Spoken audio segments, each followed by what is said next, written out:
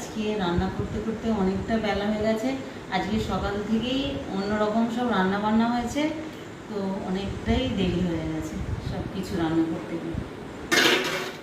আজকে এই যে থোর ভাজা করেছি, শুকনো লঙ্কা ফোড়ন দিয়ে আর একটু মিষ্টি দিয়ে, মানে মিষ্টি মানে চিনি দিয়ে, এটা একটু মিষ্টি মিষ্টি ভাজাটা না ভালো লাগে, তো এইটা ভাজা করেছি। আর এটা হচ্ছে ফ্যাঁসা মাছ, এটা পেঁয়াজ টমেটো দিয়ে একটা শুকনো শুকনো মানে ঝাল করেছি।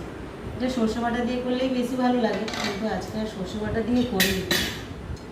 আর এখানে এই যে একটু মুসুর ডাল করেছিলাম, মুসুর ডাল। আর এখানে এই যে ঢ্যাঁড়সের ঝাল বানিয়েছি পেঁয়াজ দিয়ে। আর এখানে কালকের একটুখানি মাছের টক ছিল, সেটা আছে, খাওয়া যাবে। তো চলো, আজকে হচ্ছে এই রান্নাবান্না। হ্যাঁ, সবাই খেতে বসে পড়েছি, ভাত বাড়ি। চলো।